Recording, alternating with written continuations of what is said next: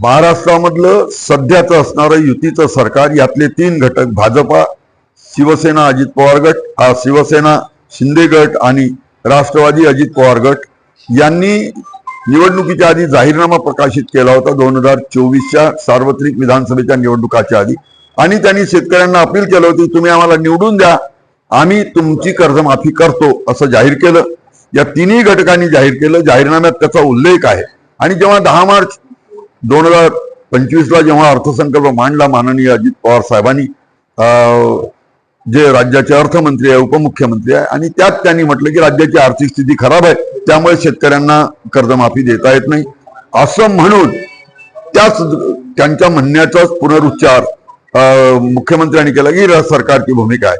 पण कालच राधाकृष्ण विखे पाटलांनी भूमिका जाहीर केली की हे शेतकऱ्यांना कर्जमाफी द्यायचं हे आमचं अभिवचन जाहीरनाम्यात आमची कमिटमेंट आहे.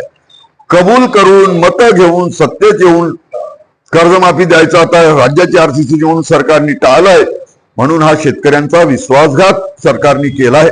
म्हणून आम्ही आज ही सरकारच्या भूमिकेचा निषेध करण्यासाठी पत्रकार परिषद ठेवली.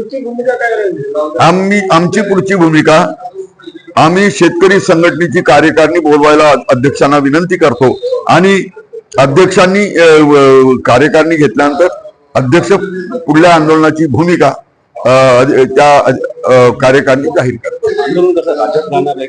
नाही, कार्यकारिणी होणार आहे ती राज्याची होणार आहे. त्याच्यामुळे राज्याच्या या कार्यकारिणीमध्ये अध्यक्ष आणि सगळे सन्माननीय घटक सदस्य त्यात निर्णय करतील आणि जो निर्णय अध्यक्ष करून जाहीर करेल ते आंदोलन पुढचं असेल.